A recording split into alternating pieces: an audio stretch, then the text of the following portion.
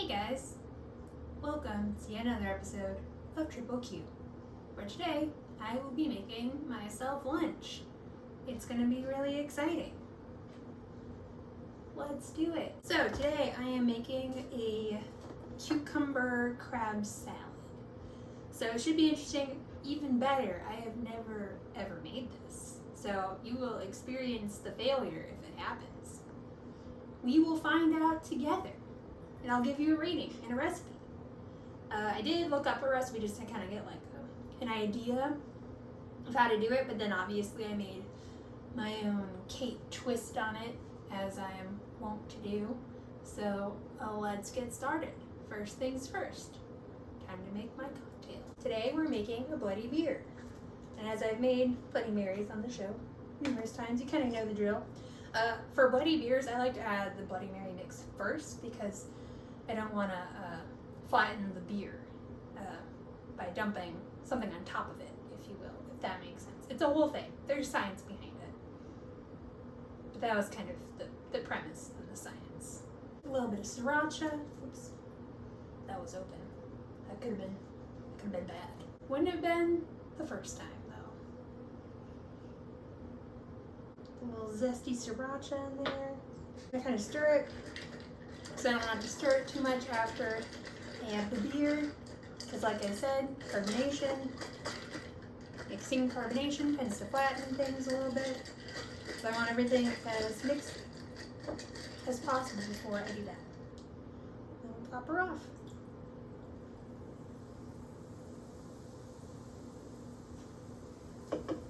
And just a small stir.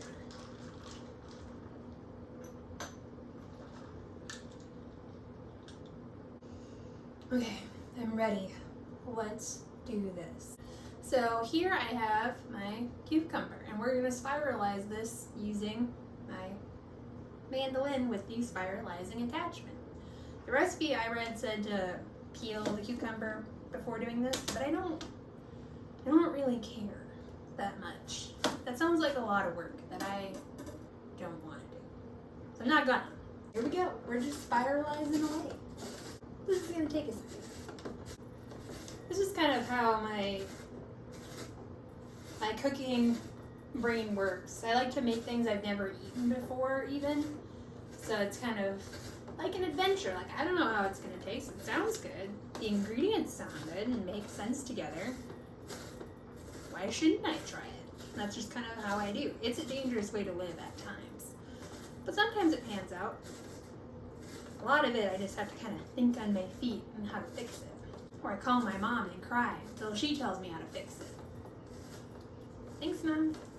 So I'm kind of going to pick through these because there's going to be like some of like the middle seed gunk.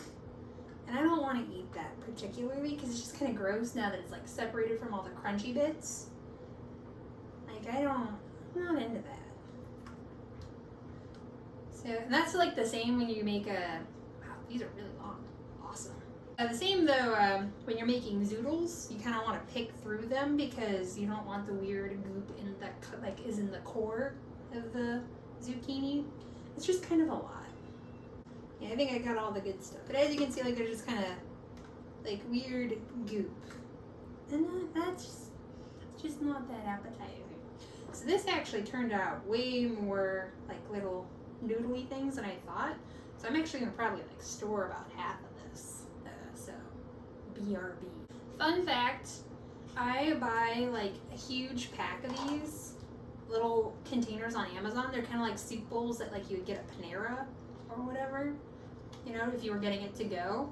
And I love them because you can get a billion of them. They are perfect, like the perfect size for most things. They're the perfect size for storing soups. I love them for storing soups. They're so, like, I make a big batch of like chili, and then I just portion them into these guys, throw them in the freezer. Easy peasy, grab and go. That's like, I don't want to call it a meal prep, it's just, there's too much food and what are you gonna do? But this just makes, these containers make my life easy. I love them. I think I have like 30 in our whole storage, because they're also good for like, if you have guests who are taking food, like, I don't care if I get this back. I have 50 of them. Like, they can take as many as they want. So Well, thank you for attending my storage container TED Talk. The next thing we're going to do is shred up some of this lump imitation crab because I am cheap. The recipe I kind of like reviewed said to use forks. I don't know how well this is going to work. It might just be easier to just take a knife and make like little slices. I don't know. We're going to find out. Because I don't want it too shredded. Like I want like little crab chunks. That sounds delightful. Yeah, that looks good. Okay, the fork situation appears to be working. We're muddling through it. It's happening. I don't play with shellfish a lot. Normally Billy actually does like all our shellfish handling. So it's always like an adventure for me to kind of like figure it out. On my birthday recently, I made lobster bisque because it's like one of my favorites. I love lobster bisque. And I cooked the lobster tails myself. And I was just like, how do this work? How do lobster shells work? Like I cooked them and like they looked great inside the tails, and then I realized I'm like, I have no idea how to open these. It was definitely a moment. Took some Googling, if you will. And we made it, and it was perfect. Super good. And feeling adventurous in the future, I'll make it again and make a video of it. It'll be fun. Maybe, I don't know. So I think that went pretty well. It looks good. It looks very shreddy. I'm gonna put it in this little bowl. I'm gonna try and put it in this little bowl, but probably put most of it on the counter. Not as I would like, but me and removing things from cutting boards does not always go smoothly. In fact, it normally does not go smoothly at all. So next thing we're gonna do is make the like dairy crab salad mixture. So I've got here some Greek yogurt, and I'm just gonna put a little bit in there. Just a little bit. And then I'm gonna put a little bit of mayonnaise because I don't want it to get too unhealthy. In fact, the original recipe I looked at called for mostly mayonnaise, but that seemed like a terrible idea. So we're mixing it up with some fat-free Greek yogurt, which I thought would give it kind of like a fresher note too anyways. Calls for just a little sriracha, and I'm gonna put maybe like a lot of sriracha. Because I like sriracha. I like spicy. It's like the one thing I crave. I eat spicy food almost every single day. How does it taste?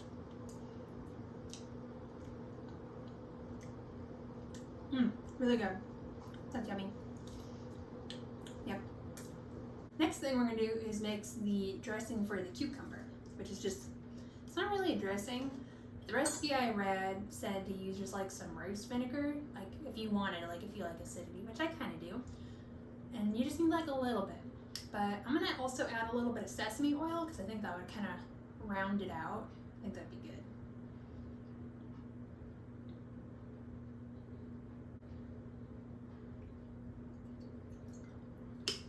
Maybe a little bit of black pepper. Let's do that.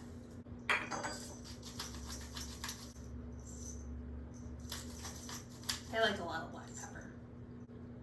Give that a little stir. Let's just dump that on the zoodle, or the toodles, the cuckoodles, I don't, kook noodles. Oh, that sounded bad.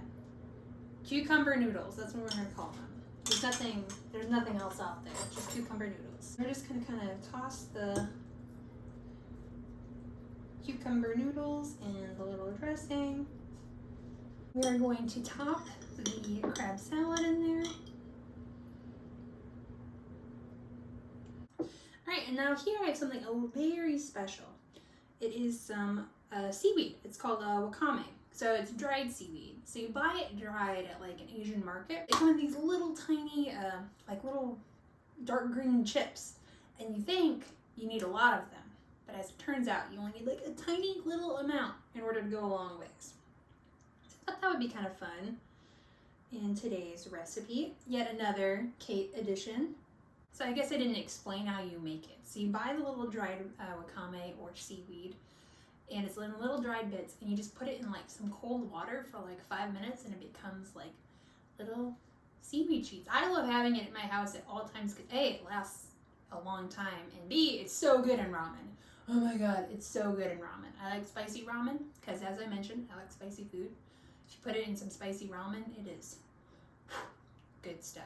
Next, we're gonna add our avocado. I actually learned a really cool trick the other day while I was at the doctor's office, and there was like a Food Network channel type thing on. I don't know, it was daytime television. I actually got a couple ideas off of there that day. Thanks, Dr. Yang.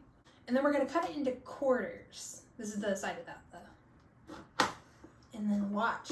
I learned that if you cut it into quarters, you can just peel off the skin, or it just breaks and does not want to peel like you want it to. But it's easier this way. Ooh, there we go. There we go. Yeah! It sort of worked. That's kind of how you get those perfect slices. So look at that. I'm just going to put that gently on top. I'm trying to make this really pretty because I'm going to use it for my Instagram. Because I'm that person. Of course I take pictures of my food. What else was I going to do with it? Eat it? Forget it. That looks good. Alright, Instagram time. Please hold. Good news, guys. Instagram photo of this, perfect. But there was one more thing I wanted to add. What was it? Fish sauce. That's what I want. I want fish sauce, as I have in my hand, and I already forgot what I was doing. It's like touch. This stuff goes a long ways. You do not need a lot. You need like, it's like vanilla, where you just drip.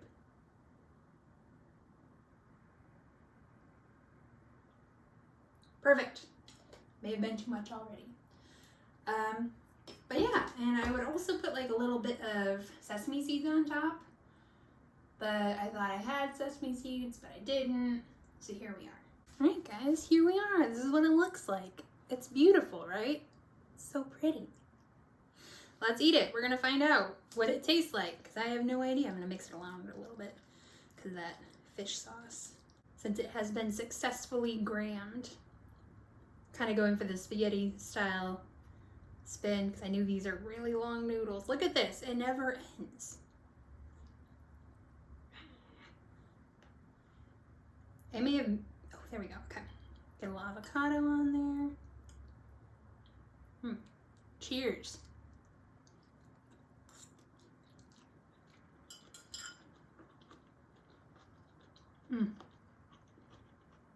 Holy moly.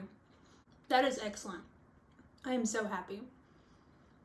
My brainchild came to life, and it was beautiful. I love you. I love you, little brainchild. Crab salad. But as y'all could tell, that wasn't terribly hard to make. Like, I did have to use a couple fancy devices, and I'm a weirdo and have some of the things already in my house, like the wakame, which you don't have to use. I like it though. And that was a random idea I had. It's so good. But yeah, thanks for having lunch with me. You know the drill. Quarantine. Stay safe. Like and subscribe. And maybe get your vaccine if you are eligible. You know? It's so exciting. Like, it seems like there's an end in sight. But I'm just kind of not getting too excited about it still. Social distancing and being as safe as I possibly can. So, as should you. Alright guys, have a great day.